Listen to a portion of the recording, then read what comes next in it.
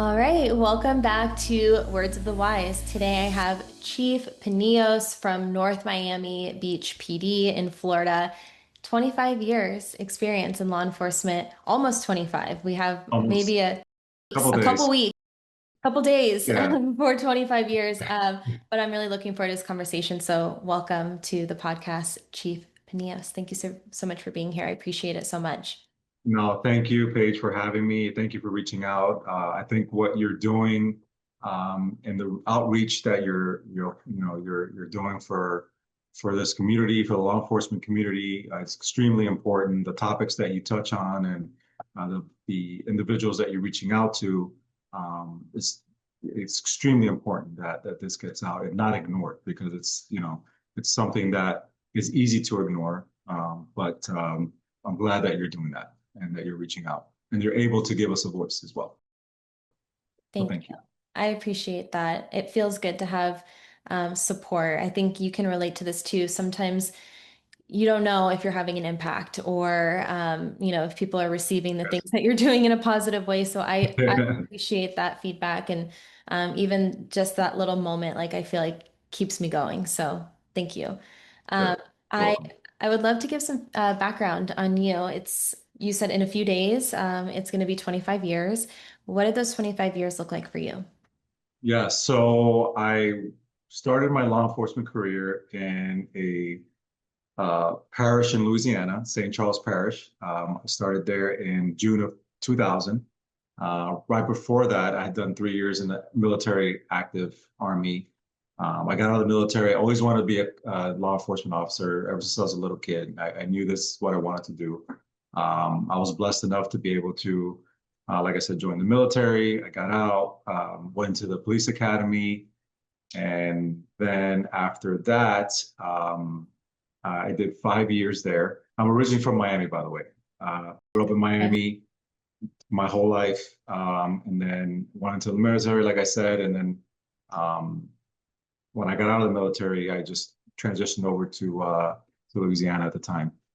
Did 5 years in Louisiana, decided it was time to come back home.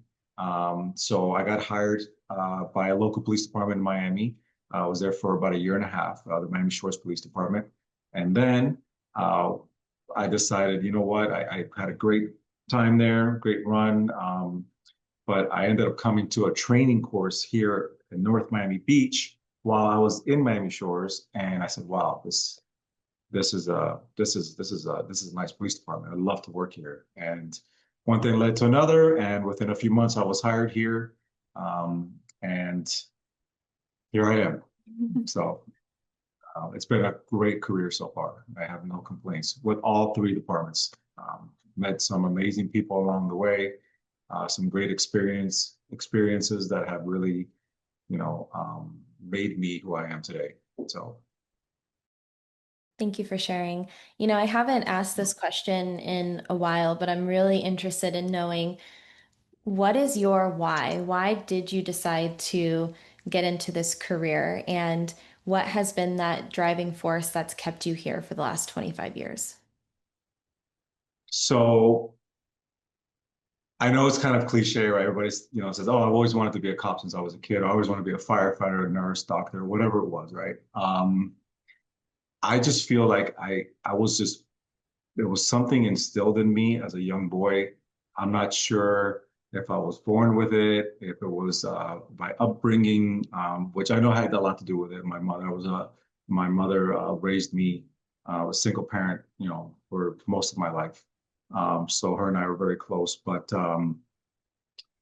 it's just to do good, just to do good, provide a service, be a hero in a sense, right? Um, and be that shining armor for somebody, and that can't help themselves. And I think that's my why, and I just always kept that going, and a lot of these younger officers that are new to the profession, when I swear them in, or I talk to them, from other agencies or wherever, I try to remind them of that.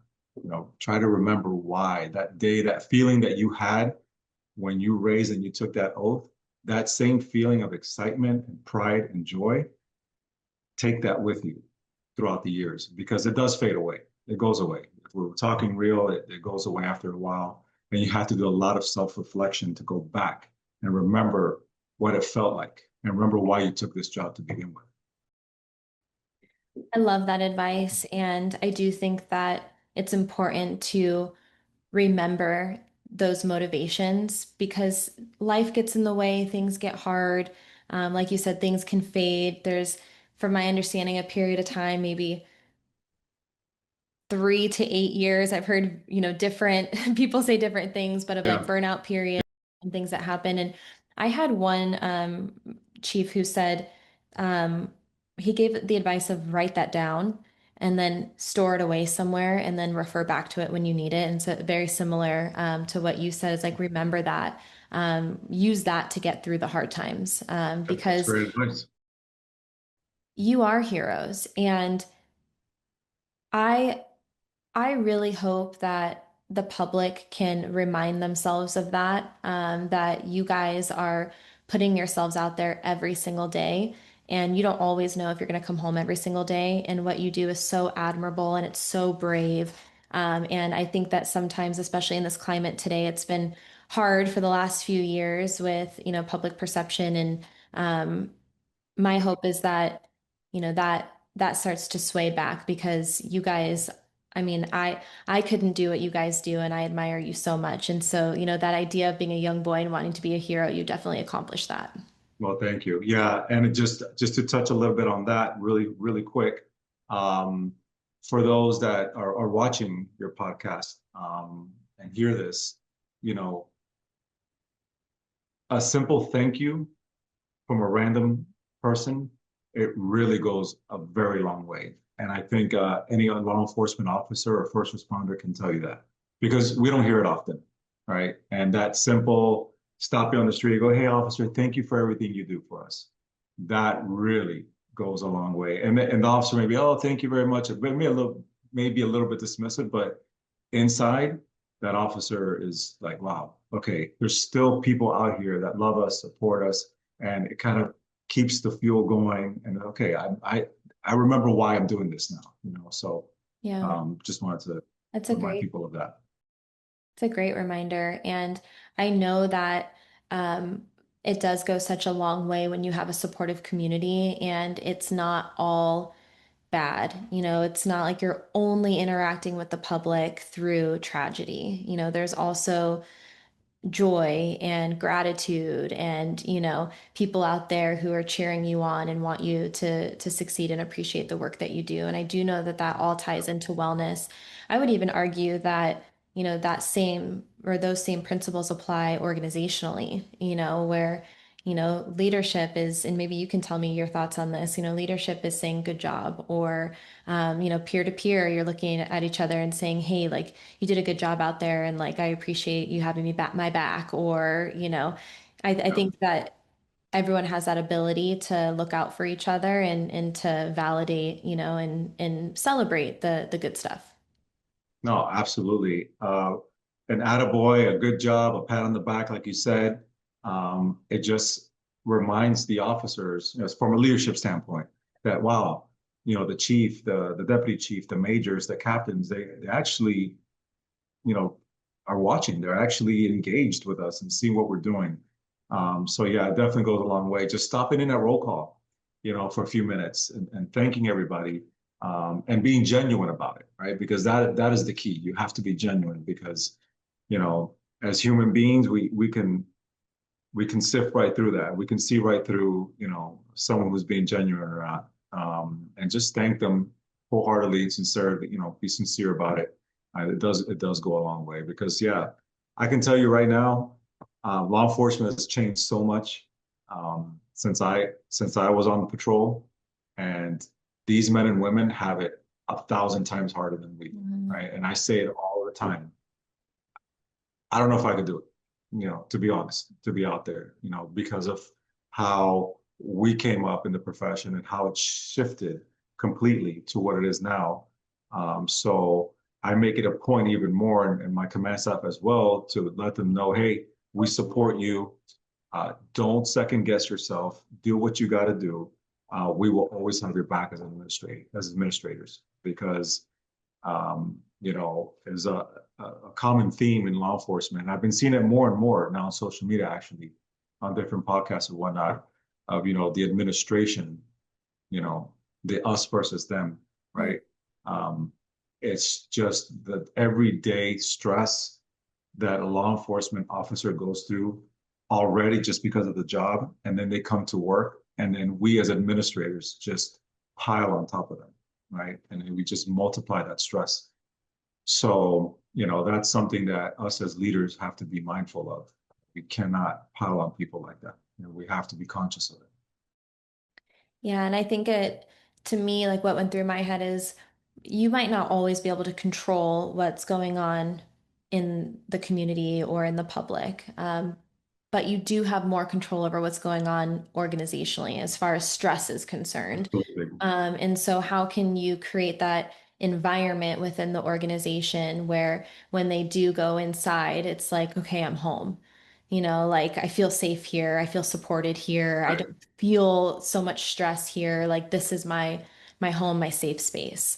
And I think that that takes a lot of effort, to create that culture. And I know that that's something that you're focusing on. And so I would love to talk about that in a bit because I know that that's really important to you. But in the context of, the career being hard, and I know you said that, things start to kind of go away and there's different stressors within the career. And I would assume that in different assignments, there's different kinds of stressors that coincide. And one of the things that you said to me when we talked offline that I thought was really powerful is you said that officers have a tough exterior, but they're dying inside.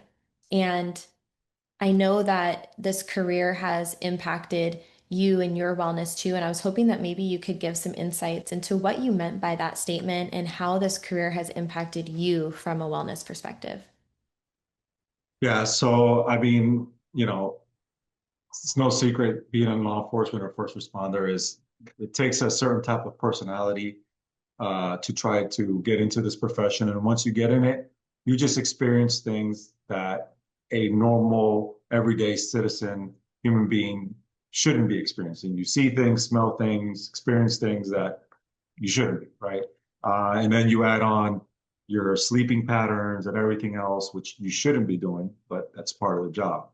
And over time, that builds up, and it creates what you have in some people is a very tough exterior, very hard to crack, get into.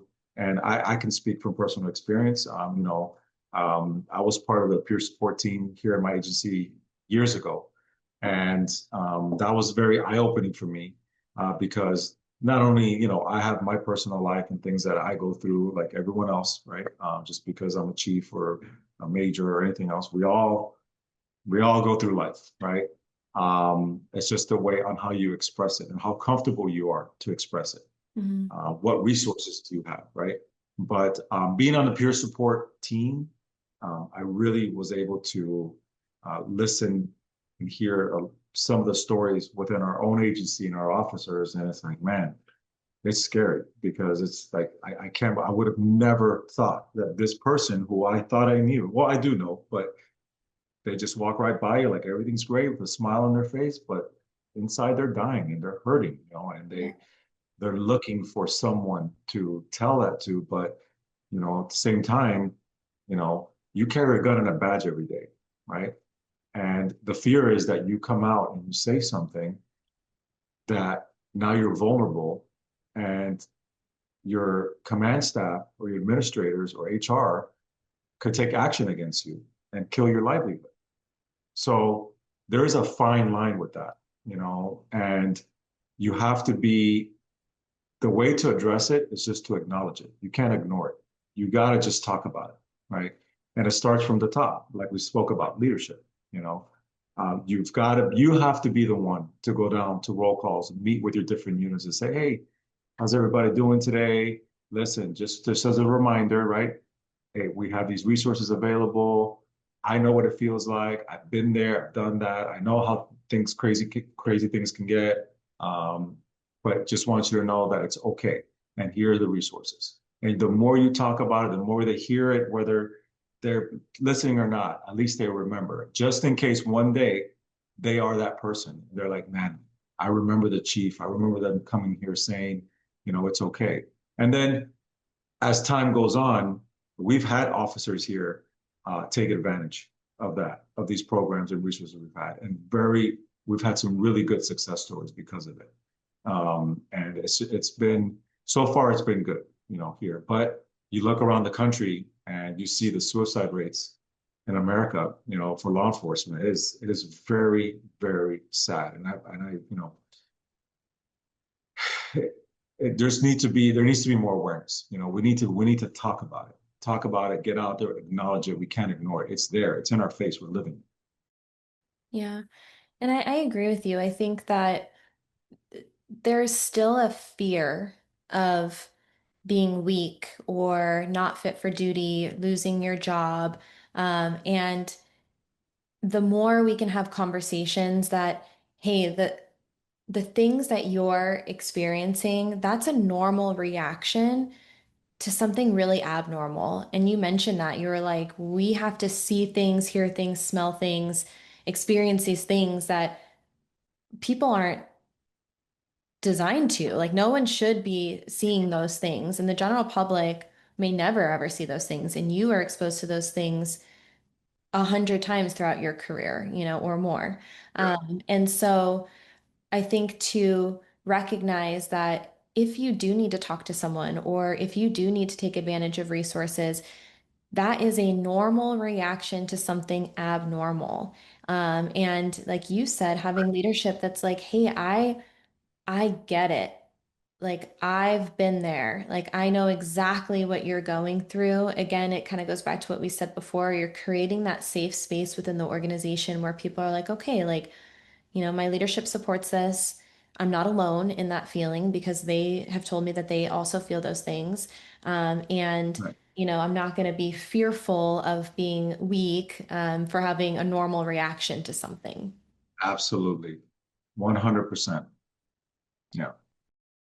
Yeah, I think, I mean, my hope is, because to your point, I mean, the suicide rate for me, like it to me is so sad, still, and it does feel like you're still seeing that consistently. I don't want to say it's every day, even though I'm sure it feels that way, because we're still seeing it. But it's like, what can we do to break the stigma? How can we have more conversations? How can people feel more supported? And that's ultimately the goal. It's like, how can we make it so that you guys thrive, and have long and successful lives and careers and life after retirement, and know that you have other options. Because I think that it's extremely isolating when you're going through things and you feel alone and you feel like you don't have any options or any other way out. Yeah. And I think that a lot of those cases, it's the lack of communication between, staff members and the frontline workers. Um, it could be, we're all pretty tight knit in this law enforcement community, especially in your individual departments that you work for. And so if you see somebody that you know very well, you know when somebody's off. It's just like your spouse, or significant other. You know when they're off. You know them, right?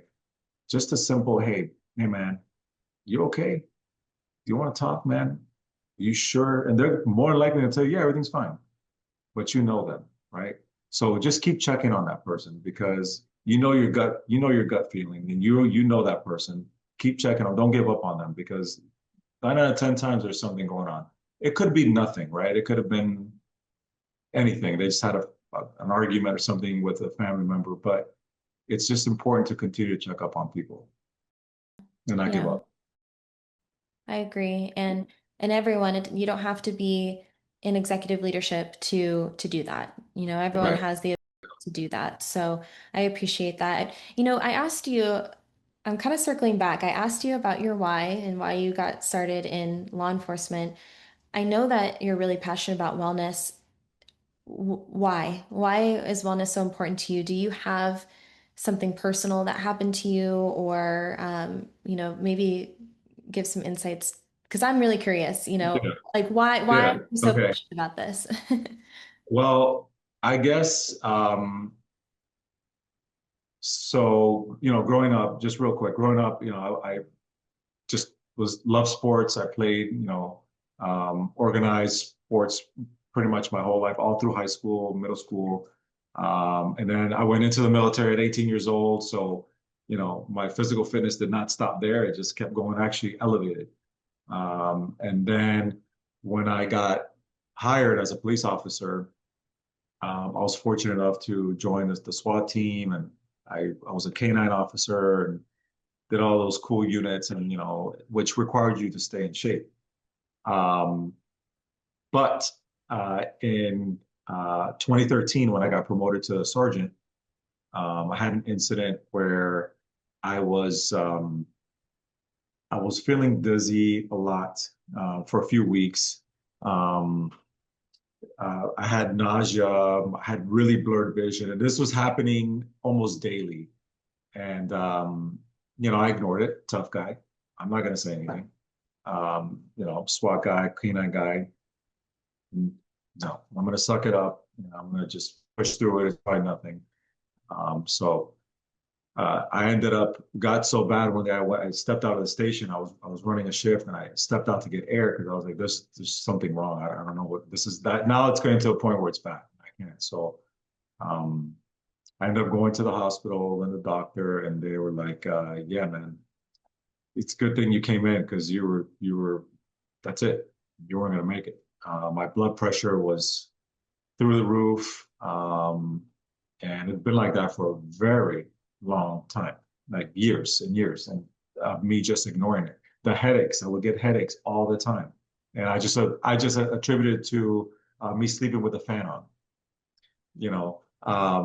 So I was always making excuses as to why I felt a certain way because I'm a tough guy and that doesn't happen to me. I've been in shape my whole life, so it can't affect me. And so that was an eye opener for me, obviously. A few years later, I found out through cardiologist exam that I had had a silent heart attack at some point, Wow. and I was just living with it, and I never knew. So that really scared me as well. And so along the way, as the years went on, you hear stories all the time of these physically fit male and females that are, you know, doing these elite things, and they're no longer with us, right? Whether they're running a mile or working out or whatever, that's it at a very young age. And it's so I said, okay, this has got to stop. I have to really change my lifestyle. I have to take a hard look at what am I doing? Is it me? Is it genetics? Is it hereditary? And it was a lot of it hereditary for me. But there was a lot of things that I could have changed, and I did change um, to make sure to be preventative of that, right? So one of the things I did when I took over as a chief here was I instituted a physical fitness program, monthly one for the officers, just to give us an opportunity to be together, build camaraderie, obviously work out, which, those releases, you and I were talking earlier, um, you have a crazy week, right? And then you get a really good workout in, and it's kind of like, all the stress kind of fades away, right? And your brain refreshes and you can refocus on what's really important. And that was kind of the idea of that. And we've been doing that. It's been pretty successful. And, it just, those little workout sessions go a long way and they pay off dividends in the long run, because they see you, your command staff, all together commingling with, the officers, the detectives, the sergeants, kind of like, all right, these are human. They sweat just like we do. They breathe heavy just like we do. They're here with us. They're doing it with us. And at the same time, we're getting a great workout. We're talking, we're communicating, we're bonding. And it's just, I feel like that just brings us together even closer.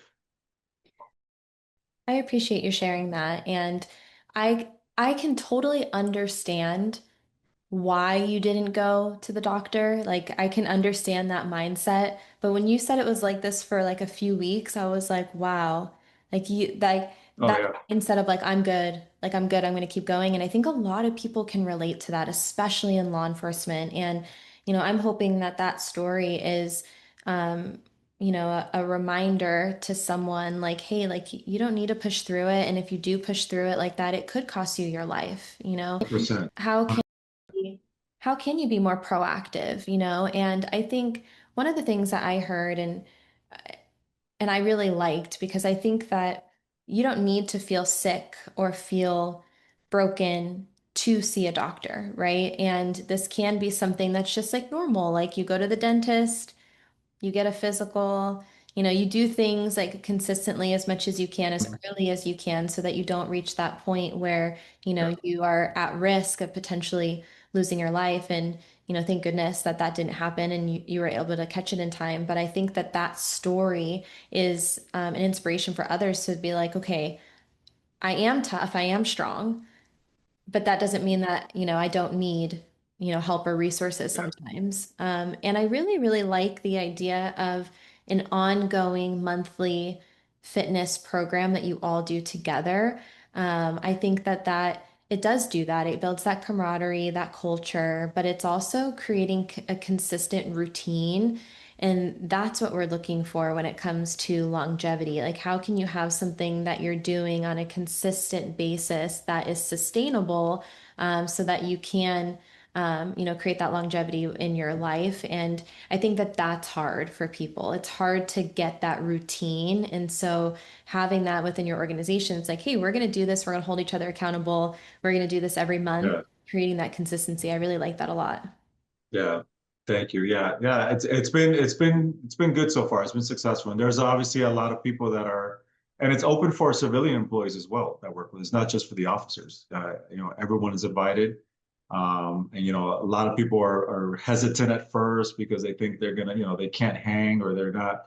But the word is getting out, that hey, it's okay. It's built for everyone, any level, And then I threw another one in there a quarterly challenge. This is a challenge now. It's for the entire police department, and it's it measures your strength, your endurance, bench press, squats, mile and a half run, everything. It's just and you get your name on the board. You get the leader. You're the leader. You're the king and queen of the department.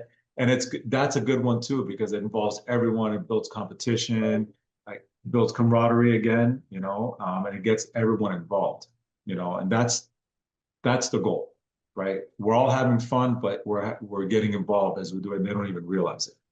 So we do that as well, and we allow our officers to work out on duty as well, 1 hour a day while they're on duty. So that's a huge perk that they have.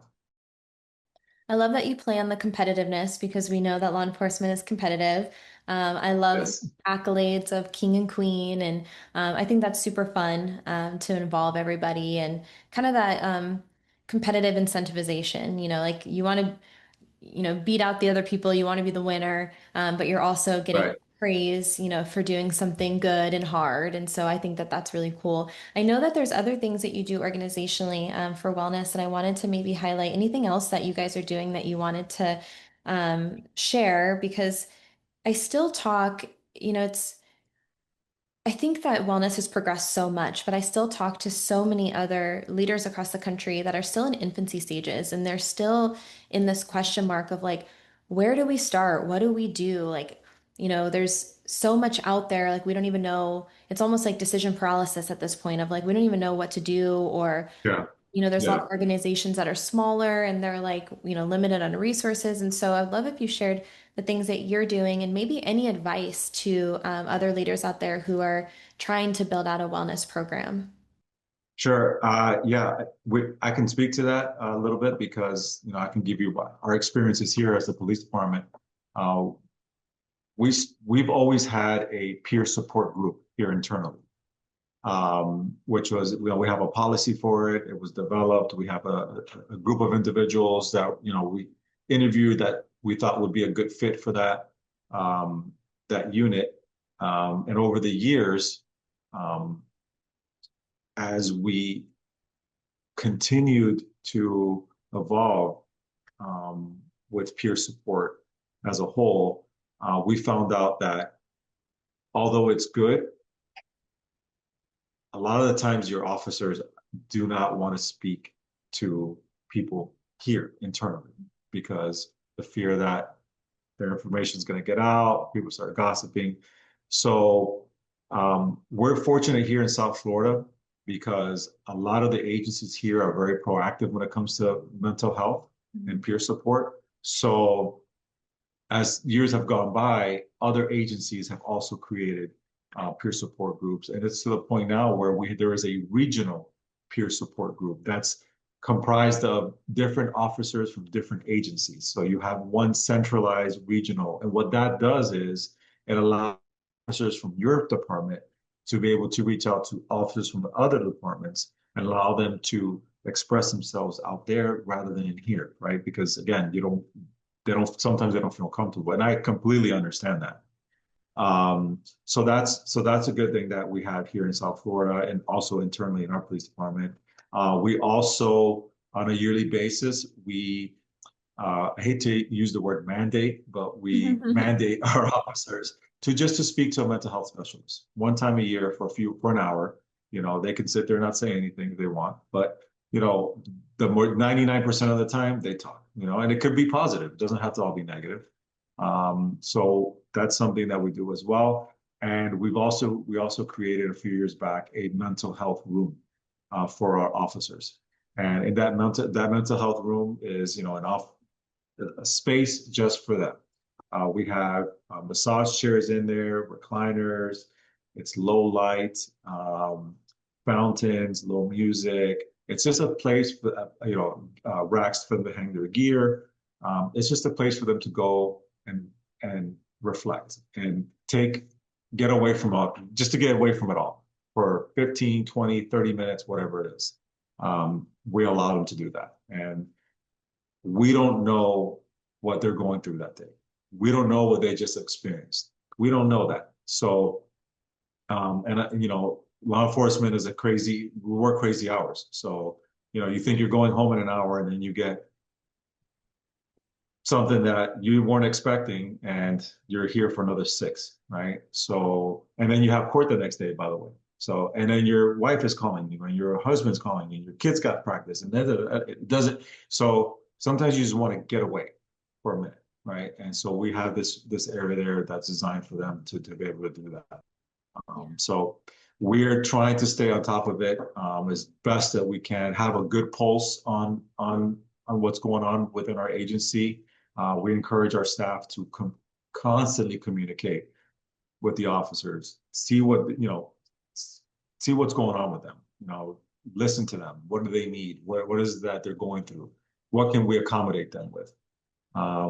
Anytime we have a policy, at any time that our officers are involved in a critical incident, and I'm sure other agencies do this as well, we have a mandatory meeting right after that, a debrief, and we sit down and we talk about it. We talk about it and we go around the room and see how people are feeling, see if they need any resources, and that's a good thing because you're able to listen and you're also able to provide experiences that you've gone through, and it kind of validates it for them, like, okay, I'm not alone here. It's okay to feel this way, and then you can go from there to see if they need, any other assistance from that point on. I love all the things that you're doing, and it's really interesting because I started on the West Coast, right? I'm from Phoenix, so I started on the West Coast, and I was like, oh, like this state and this state, and I didn't realize that Florida was so innovative and ahead of the curve with wellness. And the more conversations I have with, agencies in Florida, it's really apparent. I just wanted to point out that a lot of the things, obviously there's some things that cost money. There's the massage Yeah. chair and there's things that cost money, but a lot of the things that you're saying, like communication, checking in with people, trying to create that culture, having a fitness challenge, where we do like squats and push-ups, like those things are attainable for all agencies. That Yeah. doesn't take money, that takes effort.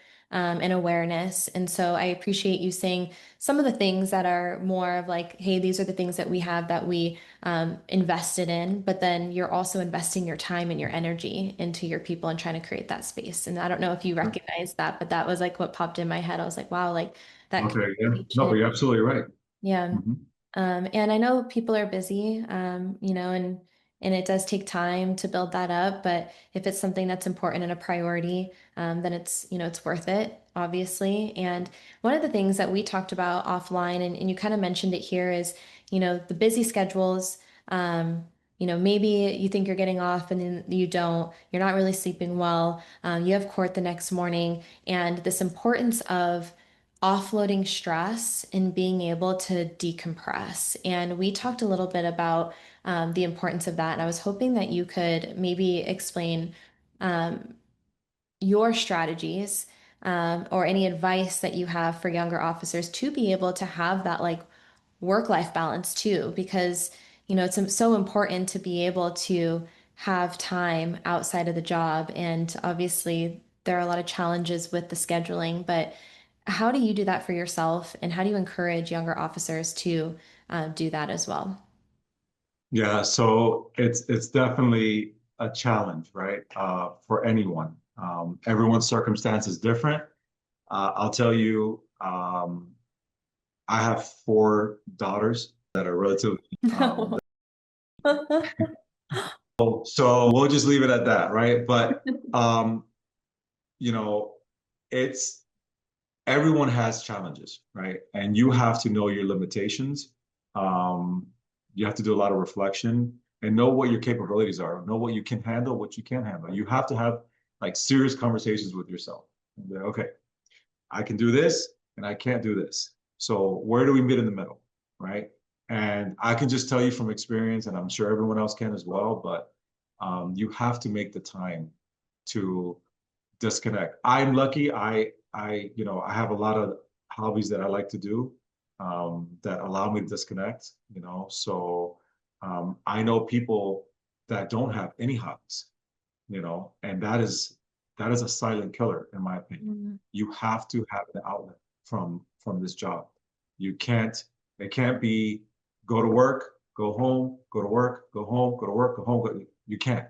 It's not Yeah. going to work. You have to have an outlet, whether it's you know a faith and a religion that you have, riding a motorcycle, fishing, working out, go walking, make a routine. Get a dog, get a cat, get an animal, get something to spay. Watch the craziest shows on TV just to this. I do that sometimes. I just put on Netflix and whatever, you know, and just to disconnect because you got to unplug.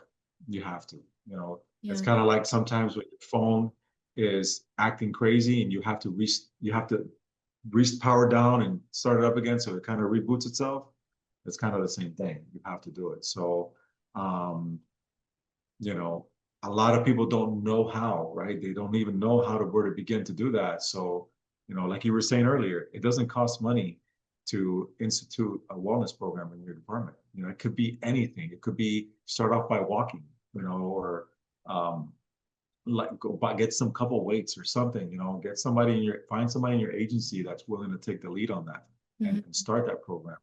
Because some of these people they're just looking for guidance. They don't know how to do that. And if you can touch that one person or a couple people that kickstarts them into that, new echelon of fitness and working out and maybe, distract them from something and it's all worth it. There were two things that I really, really liked. One is know your capabilities. I think that that is I mean, I was like, wow, like I've been trying really hard to do that myself because I want to say yes to everything, like, and I think a lot of people can relate to that of like, yeah, I can do it. Yeah, I can do it. And it's like, wanting to help people. For me, I'm a huge people pleaser. Like, I want to say yes to everything. I don't want to let people down, and so having that ability to be really critical with your time and say, hey, like, I want to do these things, but I also need to take care of me and I can't do everything. I think that there's that level of recognizing that you are human and although I do think that you guys are superheroes, there are limitations to what everyone can do. And I really like that, like know your capabilities and really be critical with that. And how can you find that middle ground? Because that is hard. I think when you start to throw in family and responsibilities and, different life experiences and obligations. But I really like that. And that's something I've had to do myself of being like, no, like I'm blocking off my schedule at this time so that I can take care of me. Because if I'm not taking care of me, there's no way that I can take care of you or like do the best at my job or, so I really like that. And then um, the one thing you said is, finding people within your organization that can spearhead some things. I think that agencies forget that there are a lot of strengths within your organization, people who have different life skills and experiences. There are some people who are trained to be fitness trainers. There are some people who are yoga Yeah. teachers. There are people who have like an art background and maybe can facilitate like some art therapy. Like there's so many things that I think can be creative, or maybe a nutrition background and they can maybe help with some, easy nutrition plans. Like I really liked that you said that, like maybe find some people within the organization that are passionate about certain topics or certain lanes, and they can be that strength and that person to spearhead that particular initiative. Yeah, absolutely. It's all about empowering people, Mhm. and letting them run with something. And 9 out of 10 times, you're going to get a great product, right? And I talk to my people all the time. I made it a point when I became the chief to meet with every single officer and civilian personnel in the police department one on one and just get to know them. We see. I mean, although I've been here for 19 years, you don't really know somebody until you sit down and talk to them, Mhm. like really have a conversation with them. You may know of them, but you don't know, what they like, what what their strengths are, what their ambitions are, what their goals are they unhappy, and then you find out a lot about those people. And then that's how you learn their strengths and what their goals are, ambitions are. And you're like, oh, I didn't know you like to, work out on your own and you have a side business as a personal trainer, you'd be great. How about you? Yeah. Can you help me with this? So Yeah. it's important.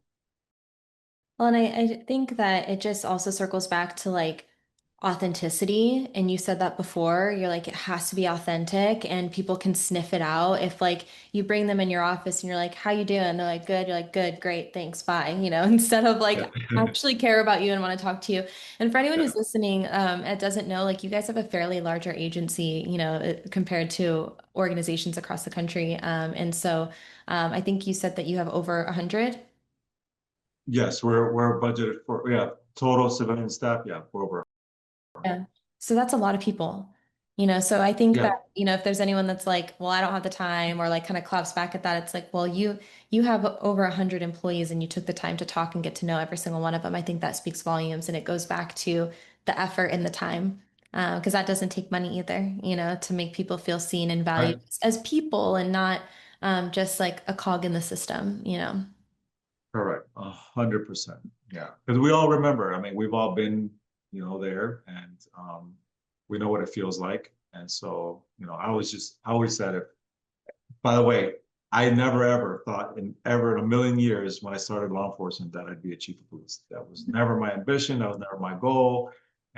But as the years went on, I always said as the trajectory went up, I was like, let's see what happens. But I've always said I'm going to remain true, and I'll always remember where I came from and started, and how I felt, and how I was valued. And I always want to pay that forward and give that back to everyone. Yeah, I love that. I have one final question for you. What words of wisdom would you share with someone who is earlier in their career? Maybe something that you wish you would have known earlier or something that has helped you along the way. Wow. Okay. So I think it's a combination of a lot of things that we've talked about. But if I had to pick one thing, just a piece of advice is, be true to yourself.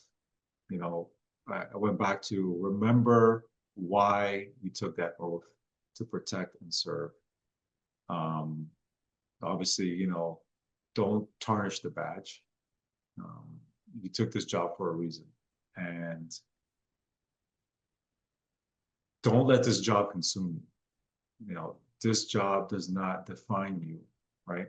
Um, and I luckily I caught it in time, but a lot of times we get absorbed by this profession and we neglect not only ourselves but our families, Mm. right? And I guess my biggest advice is learn. I mean, while you're here and you're working, go 1,000%, but turn that light off and go home and be present for your family. Be there. I read something the other day. It was a meme. It said, um, the only people that are going to remember that you worked all that overtime and all those long hours are your children. Mm. That's it. 20 years from now, nobody's going to remember, but your kids are, your family is will. So when you're home, be present, be there for them, be the mother, the father that they want you to be, and be there for yourself. More importantly, remember to take the time for yourself because this job will chew you up and spit you out, and you have to be able to cope with that. And so I guess it will just be, um, when you're present here, be here. But when it's time to be home, be with your family. That's the most important thing. And yourself, take care of yourself. And if you can remember that from an early um, time in your career, and that carries through with you, you're gonna have you should have a very long career and a very, very happy family life. Thank you. Thank you for your You're time. welcome. I appreciate it so much. That is all I have for you, but I want to give you the opportunity if I missed anything, if you want to add anything, but I really appreciate your time today. No, I think it was great. Thank you for giving me the platform. I really appreciate it. And like you said, if there's anyone out there looking to start something, if you build it, they will come. Mm. If you build it, they will come. It could take some time, but just keep chipping away at it, and it'll happen for you. Absolutely. Thank you so much. I appreciate you. Thank you. Thank you. Appreciate it. Of course.